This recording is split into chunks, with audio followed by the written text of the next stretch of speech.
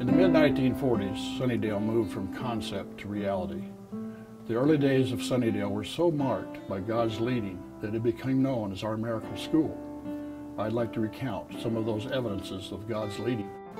Beginning in the early 1940s, there was a movement among the constituents of the Missouri Conference. They wanted their own boarding high school.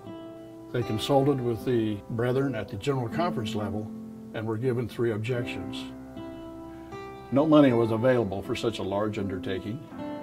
The constituency of about 5,000 was considered to be too small to support a school, and there were other boarding academies in states close by that the young people of Missouri could attend. Those objections did not stop the movement.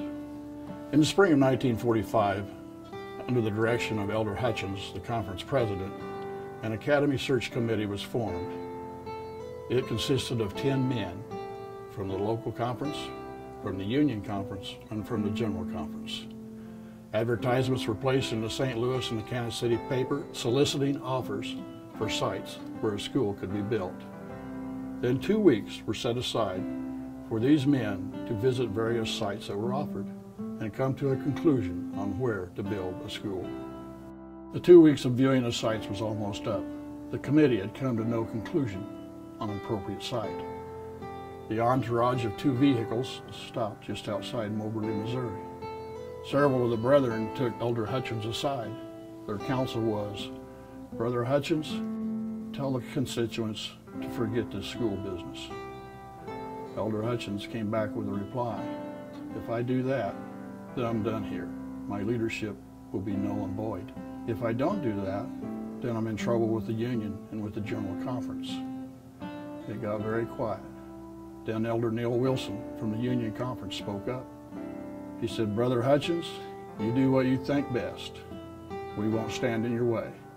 Sunnydale Academy was born that day. The men got back into their cars and headed to the last site they were to visit. It was the A.B. Chance Show Farm, located close to Centralia, Missouri. As they drove past the farm, the demeanor of the men changed. The gentleman from the General Conference spoke up. "Brother Hutchins, if you can get a place like that, we'd be in favor of it." The decision was made to visit with the owner, A.B. Chance, a manufacturing entrepreneur who had built the farm up as a showplace. Mr. Chance said he had $500,000 invested in the farm. He was asking 50 cents on the dollar, $250,000. When he was presented with the idea of a school being built there, he immediately came down to $125,000. Negotiations continued. Eventually, he came down to $75,000. That fall at the General Conference session, time was set aside for discussion of the Missouri school proposition. After 3 days of deliberation, they had $70,000 committed. It was late in the evening. Talks were stalled. Elder Hutchins returned to his hotel room. It was close to midnight when he was impressed that he should send a telegram to Mr. Chance, asking if it would be possible he would take $70,000. It was 2:30 in the morning when there was a rap on his door. A telegram. "Must have that school. It's yours. $70,000. So what came with the purchase? 865 acres of farmland, 5 tractors, 6 trucks, 139 milk cows, 100 goats, and to top it off, 150 head of hogs. Sunnydale was dubbed our miracle school.